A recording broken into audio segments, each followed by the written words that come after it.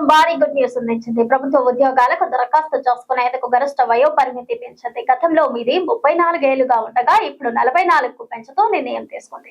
నిరుద్యోగుల అభ్యర్థన మేరకు రేవంత్ సర్కార్ పొడిగింపుకు మొగ్గు చూపింది. పోలీస్ ఇతర యూనిఫామ్ సర్వీసులకు ఈ పొడిగింపు వర్తింపదని ప్రభుత్వం జీవోలో పేర్కొంది. తెలంగాణలోని నిరుద్యోగులకు ప్రభుత్వం భారీ గుడ్ న్యూస్ అందించింది. ప్రభుత్వ ఉద్యోగాలకు దరఖాస్తు చేసుకునేందుకు గరిష్ట వయో పరిమితిని పెంచింది. గతంలో ఇది 34 ఏళ్లుగా ఉండగా ఇప్పుడు 44 ఏళ్లకు పెంచుతూ నిర్ణయం తీసుకుంది. నిరుద్యోగుల అభ్యర్థన మేరకు రేవంత్ సర్కార్ పొడిగింపుకు మొగ్గు చూపింది. పోలీస్ ఇతర యూనిఫామ్ సర్వీసులకు ఈ పొడిగింపు వర్తించదని ప్రభుత్వం జీవోలో పేర్కొంది. ఒక్క ఏడాది మాత్రమే ఈ జీవో అమల్లో ఉంటుందని స్పష్టం చేసింది. ప్రభుత్వం మరోసారి ప్రభుత్వ ఉద్యోగాలకు వయోపరిమితిని పెంచడంతో నిరుద్యోగుల్లో హర్షం వ్యక్తమవుతోంది. అయితే తెలంగాణ ఏర్పడ్డాక గరిష్ట వయోపరిమితిని 10 ఏళ్లకు పెంచారు.